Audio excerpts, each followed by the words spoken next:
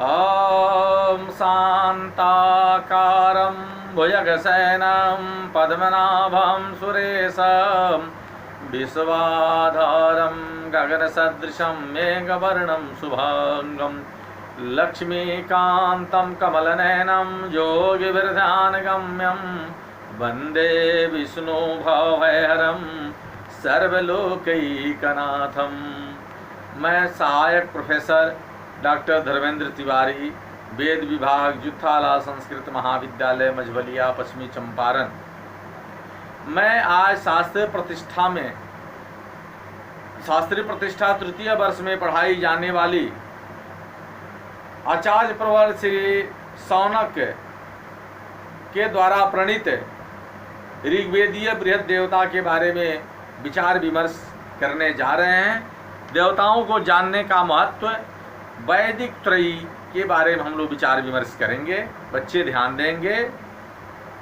मंत्र दिग्भ्यो नमस्कृत्वा समाम्नायानुपूर्वसः सोक्त अर्घ्य अर्ध च पादानां मृगभ्यो वक्ष्यामि दैवतम। यह जो है शौनक ऋषि कहते हैं कि मंत्र दृष्टा ऋषियों को प्रणाम कर, अर्थात कोई भी ग्रंथ या पुस्तक का हम लोग विमोचन करने लिखने चलते हैं तो उसमें किसी तरह की विघ्न बाधा उत्पन्न नहीं हो, शांतिपूर्वक ग्रंथ संपन्न हो, इसके लिए ग्रंथ के शुरू में, मध्य में और अंत में हम लोग जो सो मंगलाचरण करते हैं। उसी प्रकार शौनक ऋषि भी मंगलाचरण करते हैं। ग्रंथादेव ग्रंथ मध्य ग्रंथांते च मंगलमाचरणीयम। तो किसी तरह की ग्रंथ में हमारी विघ्न बाधाएं नहीं हो, इसके लिए इन्होंने मंत्र दृष्टा ऋषियों को प्रणाम करके और समामनाय क्रम से, यानी वैदिक वेदोक्त क्रम से सूक्तों, ऋचाओं, आधि ऋचाओं तथा पादों के अनुसार ऋग्वेदीय देवताओं का कथन किए हैं।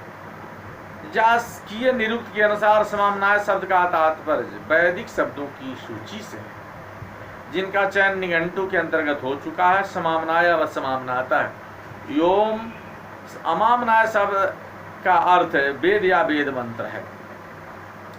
वेदितव्यम दैवतम भी मंत्रे मंत्री प्रयत्नतः दैवतज्ञो भी मंत्राणाम तदर्थम अवगच्छति। प्रत्येक मंत्र के देवता का ज्ञान प्रयत्न पूर्वक, यानी वेदानुशीलियों को करना चाहिए, क्योंकि मंत्रों के देवता का ज्ञाता उनके अर्थ को भी समझ लेता है।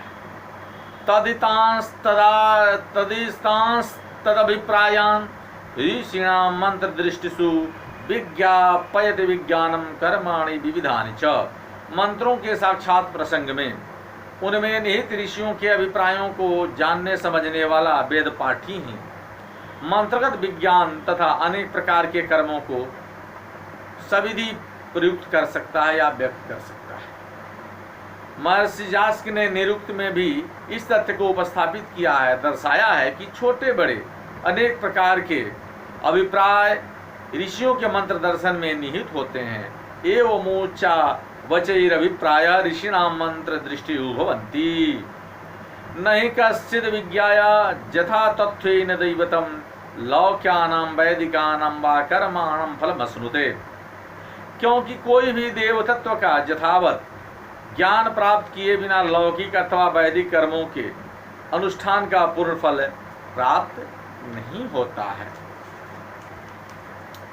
यहाँ वैदिक कर्मों का अभिप्राय श्रौत अर्थात वेद और ज्ञानुष्ठानों से है, तथा लौकिक कर्म वे हैं जिनका उल्लेख स्मृतियों तथा धर्मशास्त्र या अन्य ग्रंथों में वर्णित है। प्रथमो भजते त्वासां वर्गो अग्निमिह दैवतम, द्वितीयो वायुमिंद्रम वा तृतीय सूर्यमिव च। वेद में देवों की दृष्टि से प्रथम अग्नि का स्थान है, द्वितीय वायु या इंद्र का, तथा तृतीय स्थान या वर्ग जो है सूर्य का है।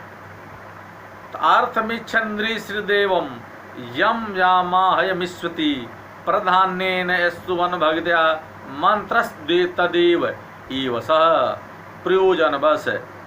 अथवा अपनी आकांक्षा के अनुसार कोई ऋषि जिस देवता की या देवता को प्रमुख रूप से श्रद्धा भक्ति पूर्वक स्तुति करता अथवा कहता है कि यह उसे प्राप्त हो जाए, यह मंत्र का वही देवता मान्य है। स्तुति और आशीष। स्तुतिस्तु नामना रूपेण कर्मणा बांधवेन च स्वर्गाजुर्धन पुत्रदैर अर्थैराशिस्तु कथ्यते।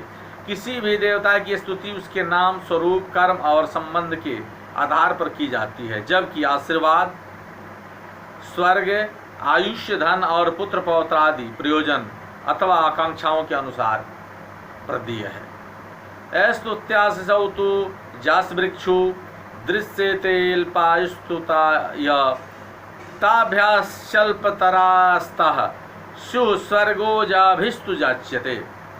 जिन ऋचाओं में आशीर्वचन और स्तुति दोनों हों, ऐसे मंत्र थोड़े ही हैं, और जिन ऋचाओं के माध्यम से स्वर्ग की याचना की गई हो, ऐसे मंत्र उनमें भी कम है। स्तुवंतम वेद सर्वे सर्वोयम अर्थयत्तेस मामिति स्तौतित्यर्थम ब्रुवंतम च सार्थम मामेश पश्यति। अपने स्तुति करने वाले को सभी देव जान लेते हैं, वे यह भी जान जाते हैं कि यह स्तुति करके हमसे आकांक्षा कर रहा है। स्वप्रयोजन के कथन पूर्वक स्तुति करने के विषय में देवता भी यह समझ लेता है कि हम इसके द्वारा आकांक्षित वस्तु से युक्त हैं, और यह स्तोता मुझे भी दृष्टि से देख रहा है। एस्वद्भिर्वा ब्रुवद्भिर्वा ऋषिभिस्तत्त्वदर्शिभिः भवत्युभय में युक्तम उभयम व्यर्थतः समम। अर्थात तत्वद्रष्टा ऋषिगण चाहे स्तुति कर रहे हों अथवा अपनी आकांक्षा व्यक्त कर रहे हों, उनकी कही गई दोनों बातें स्तुति और इच्छा घटित हो जाती है, क्योंकि दोनों के तात्पर्य की दृष्टि से वस्तुतः एक ही है, देखा जाता है। प्रत्यक्षम देवता नाम जस्मिन् मंत्रे विधीयते तामेव देवताम विद्यान मंत्रे लक्षण संपदा। जिस मंत्र में देवता का नाम प्रत्यक्ष अर्थात स्पष्ट रूप से प्रोक्त है, उसे ही उस मंत्र में लक्षणों के अनुरूप देवता जानना चाहिए। ऋग वैदिक सूक्तों के विभिन्न प्रकार। तस्मातु देवताम नामना मंत्रे मंत्रे प्रयोगवित बहुत्तम विधानाम च प्रयत्नेनोपलक्ष्येत। इसलिए मंत्रों के प्रयोग से परिचित व्यक्ति को यह प्रयास करना चाहिए कि वह देवताओं के नाम और उनकी विभिन्न उपाधियों के माध्यम से मंत्रगत देवताओं को समझने का प्रयास करें। संपूर्ण मृषि वाक्यम तु सूक्त मित्य विधीयते दृश्यन्ते देवता जस्मिन एकस्मिन बहुसुदयो। किसी ऋषि के संपूर्ण वाक्य को शुभ संज्ञा प्रदान की जाती है। इसके एक, दो अथवा अनेक मंत्रों में एक से अधिक देवता भी दिखाई देते हैं। देवतार्सार्थ छंदस्तो वैविध्यम च प्रयायते ऋषि सूक्तम तो जावन्ते सूक्तान्येकस्य वै स्तुति श्रूयन्ते तानि सर्वाणि ऋषे सूक्तम हि तस्य तत् जावदर्थ समाप्ति स्यात् अर्थ सूक्तम वदन्ति तत्। देवता, ऋषि, विषय वस्तु और छंद के अनुसार सूक्त अलग अलग होते हैं। ऐसे सूक्तों को जिनका संबंध किसी ऋषि के स्तुति विशेष के साथ परिलक्षित होता है, उन्हें उस ऋषि विशेष का सूक्त कहा जाता है, क्योंकि ये सभी सूक्त मिलकर उसी ऋषि के सूक्त कहे जाते हैं। जब अनेक ऋचाओं में मिलकर एक विषय पूर्ण हो जाता है तो उसे अर्थ सूक्त कहते हैं, अर्थ सूक्त के नाम से जाना जाता है। समान छंद सोजा स्युषा तच्छंदा सूक्तमुच्यते वैविध्यमेव सूक्तानाम ये विद्याद्यथा तथम। उन ऋचाओं को जिनका छंद एक समान होता है, ऐसे सूक्त छंदस सूक्त कहलाते हैं। इस प्रकार लोगों को सूक्त के यथार्थ रूप से भिन्न भिन्न स्वरूप का ध्यान करना चाहिए या समझना चाहिए। सूक्तों एवं मंत्रों के नियत देवों के नैपातिक देवता। तो देवता नाम ध्येयानि मंत्रेषु त्रिविधानि तु सूक्त भाजन चथर्वाग्भिर्वावग भारजिन तथा नैपातिकानि तु। प्रायः मंत्रों के देवता के नामों का उल्लेख 3 प्रकार से किया गया है। ऐसे देवता जिनका उल्लेख संपूर्ण सूक्त में प्राप्त होता है। दूसरा श्रेणी में वे देवता जो केवल एक ही मंत्र विशेष में वर्णित है, तथा तीसरे वे देवता जिनका उल्लेख मात्र नैपातिक माने आकस्मिक रूप से किसी विशेष संदर्भ में किया गया है, सर्वत्र नहीं। सूक्त भांजी भजन्ते वै सूक्तान्य भांजी वै ऋचा मंत्रे अन्य देवते अन्यानि निगद्यन्ते अत्र कानिचित। पूरे सूक्त में आने वाले देवता उस संपूर्ण सूक्त के मान्य हैं और केवल ऋचा में आने वाले देवताओं का संबंध मात्र उस ऋचा से होता है। किसी एक देवता को संबोधित मंत्र में कुछ अन्य देवताओं के नामों का परिगणन भी किया जा सकता है। सालोक्यात् साहचर्याद्वा तानि नैपातिकानि तु तस्माद् बहु प्रकारेपि सूक्ते स्यात् सूक्त भागिनी। देवता तथा तद्यथा सूक्ते अविशेष्यं प्रतीयते भिन्ने सूक्तं वदेदेव देवतामिह लिंगतः। भले ही वे एक लोक के हों अथवा परस्पर संबद्ध हों, फिर भी ऐसे देवताओं का उल्लेख नैपातिक ही माना जाता है। इसलिए बहुविध स्वरूप वाले एक सूक्त का भी संपूर्णतः एक ही देवता हो सकता है। इस प्रकार के सूक्तों को निश्चित निर्देश सीमा में आबद्ध नहीं किया जा सकता। यदि एक ही सूक्त विभिन्न भागों में विभाजित हो तो वे उस स्थिति में उसमें बताए गए विशेष लक्षणों के अनुसार उसमें वर्णित देवताओं का दोष करना चाहिए या बोध करना चाहिए। तत्र तत्र यथावच्च मंत्रान कर्म सुयोजयेत देवताया परिज्ञानात् तद्धि कर्म समृद्ध्यते। प्रत्येक स्थिति में देवता के विषय में यथावत निर्णय पूर्वक ही मंत्रों को उससे संबंधित कर्मों में विनियुक्त करना चाहिए, क्योंकि देवता विषयनी संपूर्ण जानकारी के द्वारा ही अनुष्ठित कर्म पूर्णतः फलप्रद होता है या फलदायक होता है।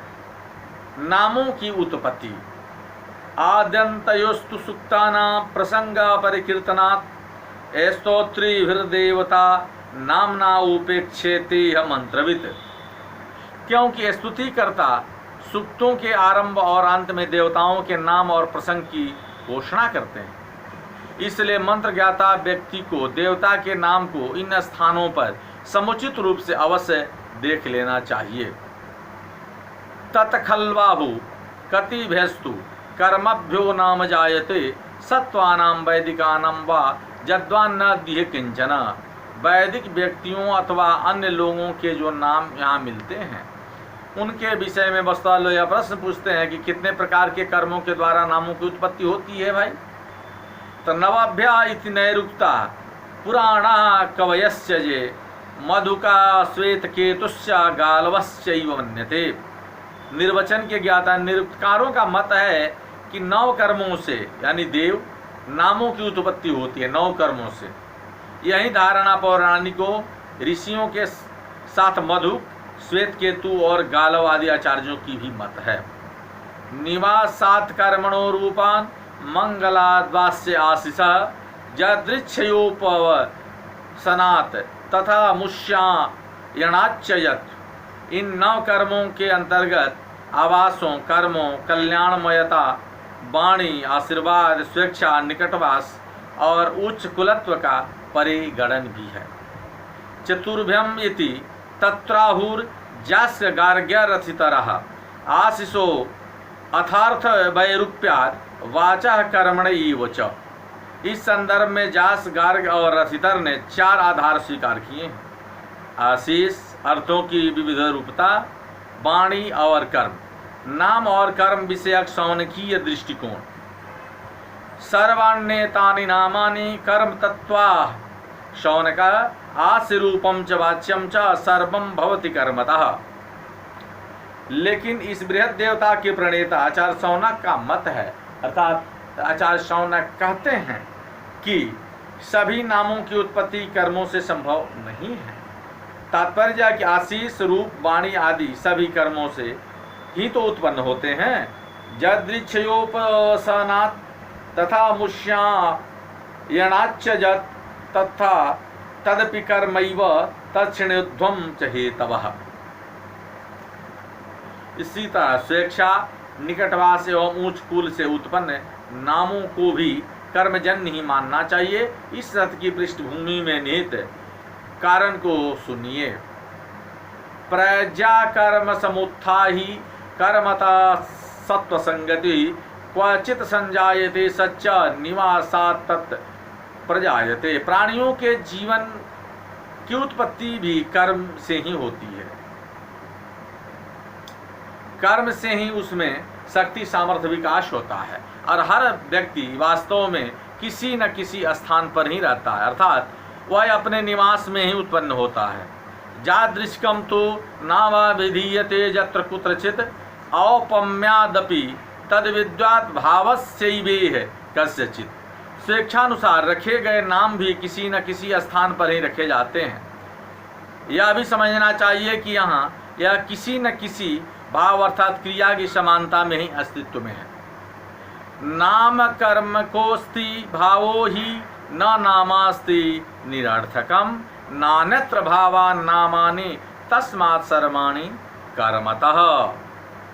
क्योंकि किसी भी सत्ता का कोई भी रूप ऐसा नहीं है जो कर्म से जुड़ा हो और न कोई ऐसा नाम है जिसे निरर्थक कहा जा सके।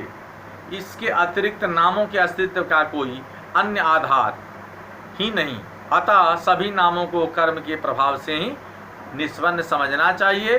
मंगल सूचक नाम एवं मंत्रों के बहुसंख्यक प्रकार मंगलात्कृते जच्च नामोपवसनाच्च जत् भवत्येव तु सात् यासिः स्वस्त्यादिर्मंगलादिह।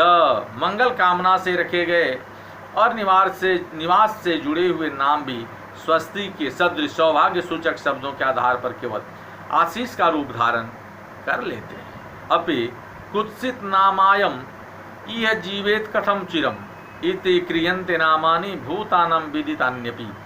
प्राणियों के प्रचलित नाम इस मंगल के आधार पर रखे जाते हैं कि कुत्सित नाम वाला व्यक्ति दीर्घजीवी तथा कैसे हो सकता है। मंत्रा नाना प्रकारा स्युर्दृष्टा जे मंत्रदर्शी भी स्तुत्या चैव विभूत्या च प्रभावादेवतात्मनः।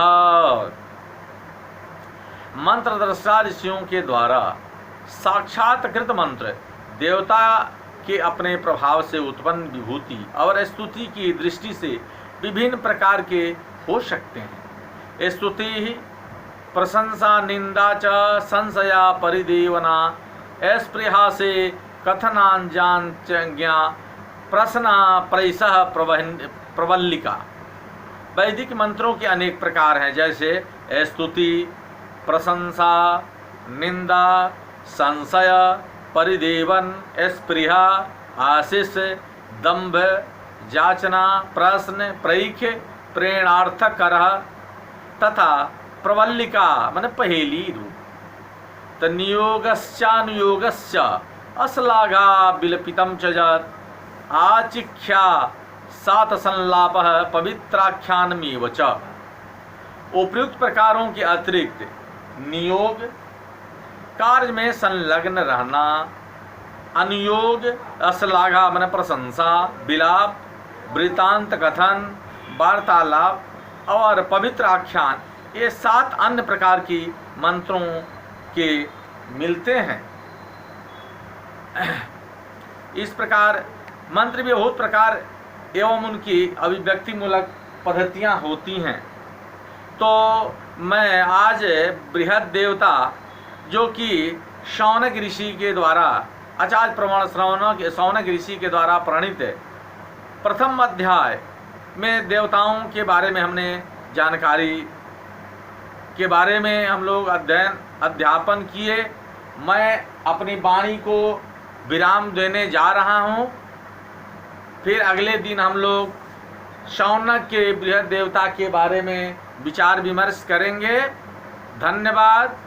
जय हिंद, जय भारत, जय बृहद देवता के पुस्तककार की और माँ सरस्वती की जय हो। धन्यवाद।